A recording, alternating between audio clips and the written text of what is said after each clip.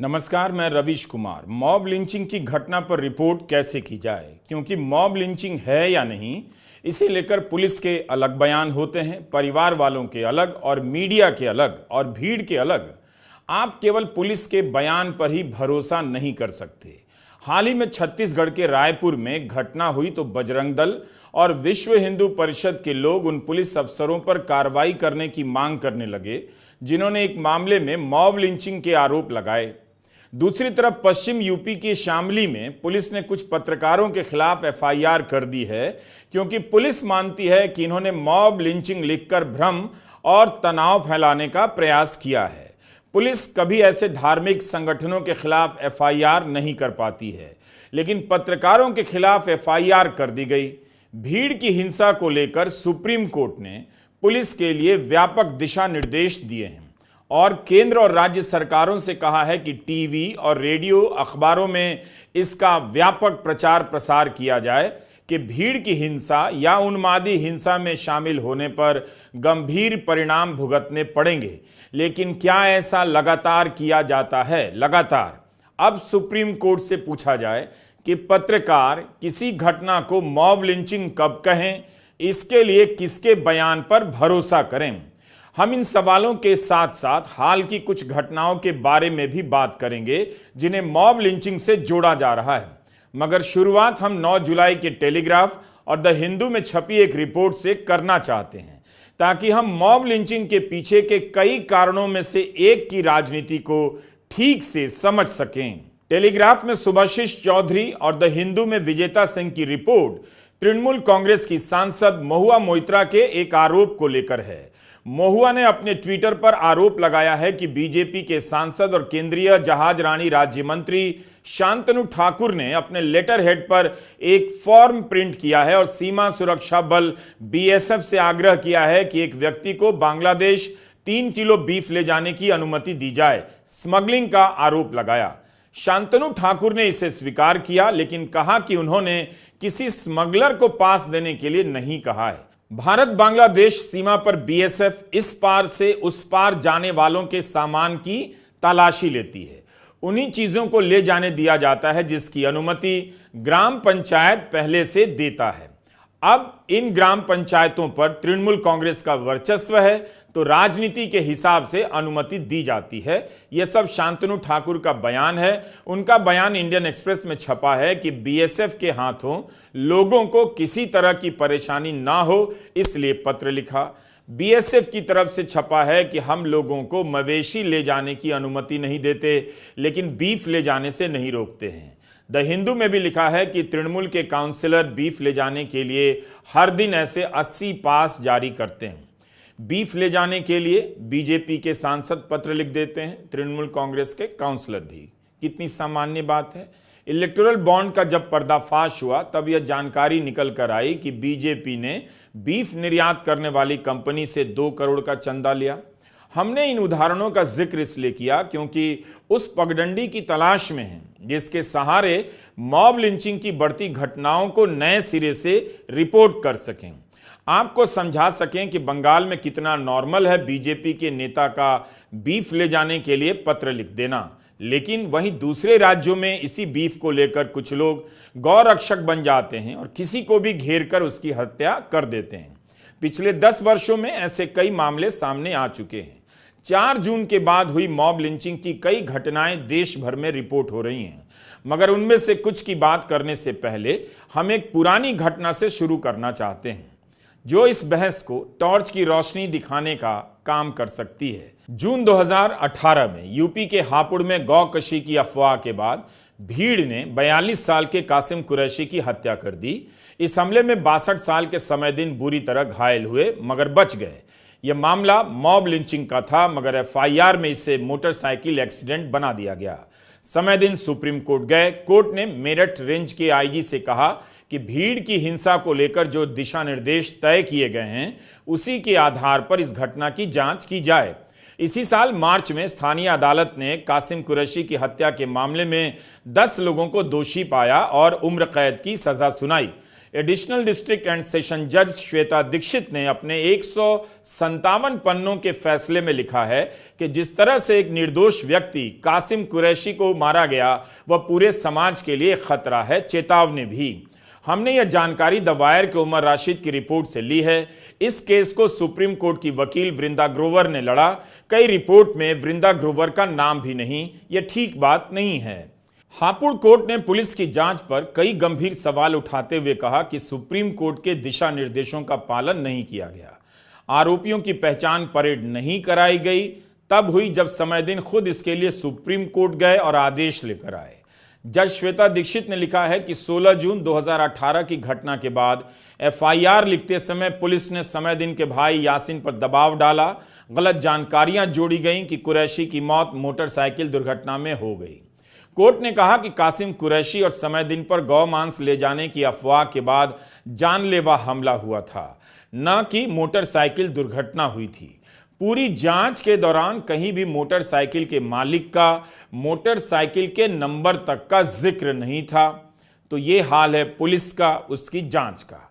अगर supreme court ने आदेश नहीं दिया होता तो क्या यह सब सामने आता? अब आते हैं शामली मामले में, जहां पुलिस कहती है मॉब लिंचिंग नहीं हुई, लेकिन कुछ पत्रकारों ने सोशल मीडिया और यूट्यूब चैनल पर एफआईआर और परिवार के सदस्यों से बातचीत के आधार पर यह बात कही है।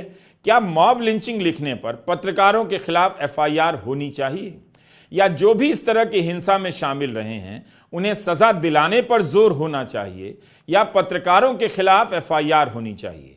इस हिसाब से तो हापुड़ की घटना के समय जिस पत्रकार ने मॉब लिंचिंग लिखा था उन्हें पुलिस की बात मानकर मोटरसाइकिल दुर्घटना ही लिखनी चाहिए थी। स्क्रोल ने शामली के थाना भवन के एसएचओ से बात कर लिखा है कि यूट्यूब चैनल हिंदुस्तान मीडिया के खिलाफ एफआईआर हुई है। पुलिस के अनुसार चैनल ने भ्रामक जानकारी प्रकाशित की। यह चैनल बिहार के पत्रकार सदफ कामरान का है। इसके 3 लाख सब्सक्राइबर्स हैं। कामरान का कहना है कि उन्होंने परिवार वालों से बात की थी, जो एफआईआर में लिखा है उसके आधार पर रिपोर्ट बनाई। कामरान का यह भी कहना है कि अगर मैंने न्यूज़ की रिपोर्टिंग की है तो एफआईआर कैसे हो सकती है? यह बात ठीक है। इस एफआईआर से पहले पुलिस ने 6 जुलाई को एक और एफआईआर दर्ज की थी, जिसमें पत्रकार जाकिर अली त्यागी, वसीम अकरम त्यागी के अलावा 3 अन्य लोगों पर सोशल मीडिया पर भ्रामक जानकारी फैलाने के आरोप में एफआईआर की। इन तीनों के नाम हैं आसिफ राणा, सैफ इलाहाबादी और अहमद रजा खान। एफआईआर में फिरोज के परिवार वालों ने आरोप लगाया है कि वह कुछ काम से आर्यनगर गया था, जहां कुछ लोगों ने उसकी पीट कर हत्या कर दी। शामली के एसपी अभिषेक ने भी स्क्रोल से कहा है कि यह मॉब लिंचिंग का केस नहीं है। फिरोज किसी के घर में घुसने का प्रयास कर रहा था, उस दौरान पीटा गया, पोस्टमार्टम किया गया है।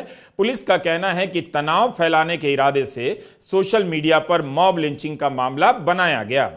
Press club of India, Indian women press core और ऑनलाइन न्यूज मीडिया की संस्था डिजीपब ने पत्रकारों के खिलाफ एफआईआर की निंदा की है। डिजीपब ने कहा है कि जनहित में न्यूज प्रकाशित करने पर पत्रकार के खिलाफ एफआईआर दर्ज करना क्रिमिनल लॉ का दुरुपयोग है। पुलिस को एफआईआर वापस लेनी चाहिए। शामली की घटना 4 जुलाई की है। फिरोज की हत्या के मामले में पुलिस ने पिंकी, पंकज, राजेंद्र और उनके साथियों को नामजद किया है। ये सब हम मीडिया रिपोर्ट के आधार पर ही बता रहे हैं। पुलिस ने पत्रकारों और अन्य लोगों के खिलाफ भारतीय न्याय संहिता की धारा 196 और 356 के तहत धर्म के आधार पर शत्रुता भड़काने का मामला दर्ज कर दिया है। पुलिस कहती है कि मॉब लिंचिंग नहीं है, लेकिन दूसरा वर्जन है कि भीड़ ने हत्या की। इस तरह के मामले कई बार आ चुके हैं कि जो मारा गया है उस पर घर में घुसने या चोरी का आरोप लगा दिया जाता है, यह भी देखा गया है। इसलिए सवाल उठाने में किसी को क्या दिक्कत हो सकती है? कई लोग किसी को पकड़कर मारते हैं, अधमरा कर देते हैं, बाद में मर जाता है। इस दौरान वे पुलिस को सूचना क्यों नहीं देते? ऐसी तो कोई सूचना नहीं है कि फिरोज के पास हथियार था। पुलिस यह भी देखे कि क्या ये सभी नफरती सोच के आवेश में ऐसा कर बैठे। इस वीडियो में हमने हापुड़ का उदाहरण दिया शुरू में। तब पुलिस कहती थी कि मोटरसाइकिल दुर्घटना में कासिम कुरैशी की मौत हुई, गौ हत्या के शक में भीड़ ने उनकी हत्या नहीं की। अब अगर हापुड़ की घटना के मामले में पुलिस के बयान पर ही भरोसा कर लिया जाता तो क्या कासिम कुरैशी को इंसाफ मिलता? शामली के मामले में द वायर में उमर राशिद पुलिस से भी कुछ सवाल करते हैं। उमर राशिद लिखते हैं कि इस मामले में अब तक पुलिस की ओर से कोई वीडियो जारी नहीं किया गया है, जबकि आमतौर पर वीडियो के तहत मामले की पूरी जानकारी पुलिस दे देती है। फिरोज की पिटाई और उसकी मौत 4 जुलाई को हुई, जबकि पुलिस ने एफआईआर 5 जुलाई की दोपहर दर्ज की। पुलिस ने जब फिरोज के भाई अफजल का बयान लिया, उसमें लिखा कि फिरोज कभी कभार नशा करता था। पुलिस का कहना है कि मॉब लिंचिंग के कारण फिरोज की मौत नहीं हुई और उसके शरीर पर कोई निशान मौजूद नहीं है। जबकि द वायर से बात करते हुए अफजल ने कहा है, जो फिरोज के परिवार वाले हैं, कि जब फिरोज को घर लाया गया तब उसकी हालत बहुत खराब थी, थोड़ी देर बाद उसकी मौत हो गई। पोस्टमार्टम में यह बताया जा रहा है कि कोई चोट नहीं लगी है, तो फिर फिरोज की मौत आखिर कैसे हुई? राष्ट्रीय लोकदल के थाना भवन से विधायक अशरफ अली खान ने इसे मॉब लिंचिंग नहीं कहा है, हत्या कहा है, और घटना के 2 दिन बाद वे अपने बयान में कहते हैं कि इसे मॉब लिंचिंग कहना ठीक नहीं होगा। पुलिस की कार्रवाई के बाद वायर में उमर राशिद, स्क्रॉल में जफर अफाक, ऑनलाइन पत्रकारों की संस्था डीजीपब इत्यादि ने इस घटना को अपनी तरफ से मॉब लिंचिंग नहीं कहा है, मर्डर या किलिंग या डेथ का प्रयोग किया है। तब भी क्या ऐसा कहने से समाज में तनाव फैल जाता है? मॉब लिंचिंग लिख देने से क्या पत्रकारों के खिलाफ एफआईआर होनी चाहिए? अगर परिवार के लोग आरोप लगा रहे हों तो क्या पत्रकार रिपोर्ट ना करें? जून के महीने में अलीगढ़ में भी एक घटना हुई जिसके मॉब लिंचिंग होने या नहीं होने को लेकर विवाद चल रहा है। अलीगढ़ की घटना में भी जो मारा गया है उस पर घर में घुसने और चोरी करने के आरोप लगाए जा रहे हैं। अगर पुलिस हापुड़ मामले में ही तुरंत भीड़ के खिलाफ कार्रवाई कर देती तो आज शामली में पिंकी, पंकज, राजेंद्र जाने अनजाने में कभी ऐसा काम नहीं करते। अलीगढ़ में भी कई लोग जो अच्छे साधन संपन्न परिवारों के हैं वो आज जेल में नहीं होते। अब इन सभी के खिलाफ जांच तो होगी, मामला भी लंबा चलेगा, हो सकता है जेल में लंबा रहना भी पड़े। इस तरह से हापुड़ के मामले में कुछ लोगों को उस समय तो लगा था कि राजनीति के दम पर उन्हें कुछ नहीं होगा, क्योंकि बहुत सारे नेता, बहुत सारी भीड़ आती थी उनके समर्थन में। मगर हुआ क्या? 6 साल बाद 10 लोगों को आजीवन कारावास की सजा सुनाई गई।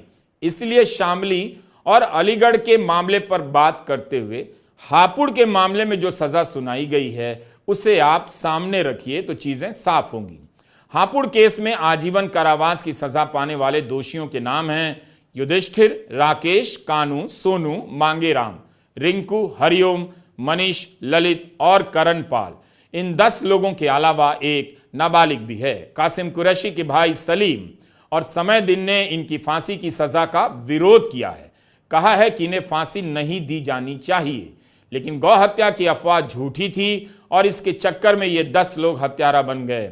यह याद रखा जाना चाहिए कि जिनकी राजनीति इससे चमकनी थी वो सत्ता सुख भोग रहे हैं, मगर इन 10 का परिवार भी बर्बाद हो जाएगा।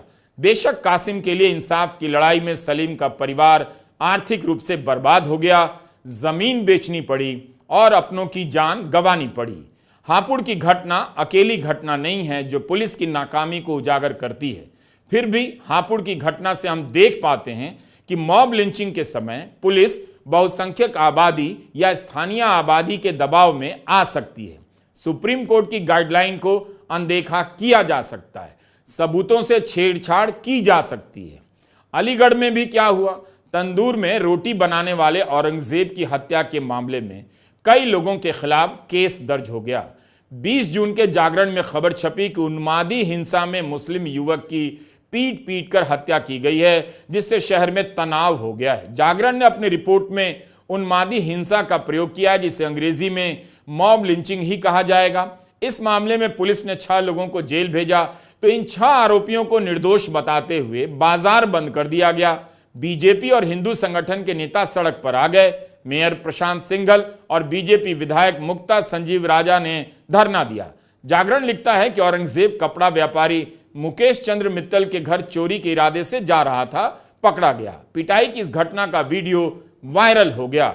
मुकेश चंद्र मित्तल और उनके बेटे राहुल सहित 10 लोगों के खिलाफ केस हुआ है। नवभारत टाइम्स ने लिखा है कि जो वीडियो वायरल हुआ है वो 2 मिनट 18 सेकंड का है। इस वीडियो में देखा जा सकता है गली में एक युवक नीचे गिरा हुआ है और उसे घेर कर कुछ लोग मार रहे हैं।